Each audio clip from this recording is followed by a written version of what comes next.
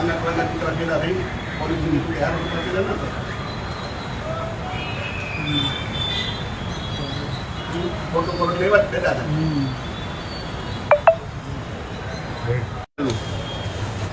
મને પૈસાની પણ ઓફર આપી હતી પોલીસે મને આની પહેલા પાસામાં નાખી દેવાની ધમકી પણ આપી હતી પણ મેં ના પાડી એટલે મને આવી રીતે મને મારા દીકરાને ખોટી રીતના હાલવામાં આવે છે અમે ગોંડલના પીડિતો હોઈ અને ખોટી રીતના અમને હેરાન કરવામાં આવે છે ઓકે અહીંયા વિડીયો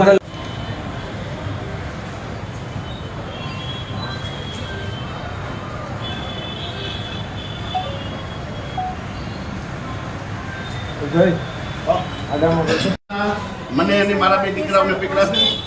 હું ગોંડલ ગણેશ અને જયરાજસિંહ વિરુદ્ધમાં જે લડાઈ કરું છું એ બાબતમાં મને ખોટી રીતે પોલીસે મારા દીકરાને મને પકડાશે જયરાજસિંહ પાસેથી કદાચ પૈસા લીધા હોય એવું મને લાગે છે ભાઈ